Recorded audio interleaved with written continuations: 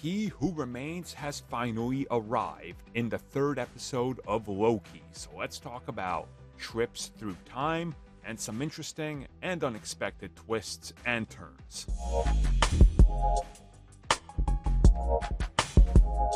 So the third episode of Loki's second season is rather impressive in terms of how much they pack into this one episode. And the name of the game here is Victor Timely, and he is at the center of the episode. Now during this, we actually get to see the events of the post-credit scene of Quantumania play out, and a couple of other things, which I should mention right now before I forget, because we will discuss this further when it comes to talking about the third episode. Audio commentary will of course be out tomorrow, so you guys can join us on there. And as a special for everybody that's watching this that might be interested in our member section, all of Loki season 1 will be made available at the lowest tier. So if you join, you can listen to all the audio commentaries for the first season at that base price. And trust me, we're gonna have a lot to say that I can't possibly fit into this one video, but what I want to talk about here primarily with this episode is that we see that betrayal seems to run deep within the TVA, even with those that maybe set you on the correct path.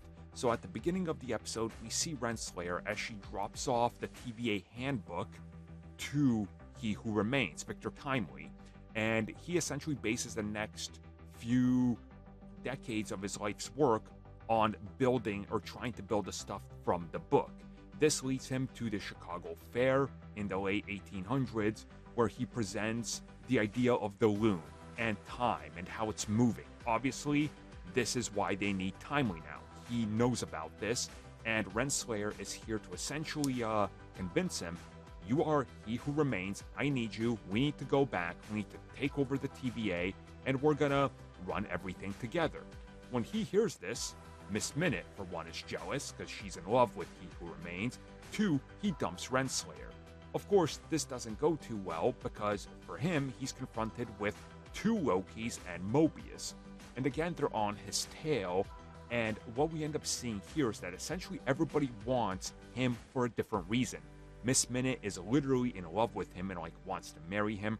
Renslayer just wants things to go exactly back to normal. Nothing to be changed. And then we have Sylvie, who's here to literally kill him. And then we have Loki and Mobius, who need him. Obviously, they need a He Who Remains variant, or the original one, to be able to stop the oncoming explosion at the TVA. So it all culminates in this episode in a pretty awesome sequence where Sylvie actually lets him live. And it's Victor Timely convincing her after he's caught of the fact that he hasn't written his destiny, and it doesn't mean that he's going to become He Who Remains. Timely saying he can be better. And it's honestly a pretty great sequence here.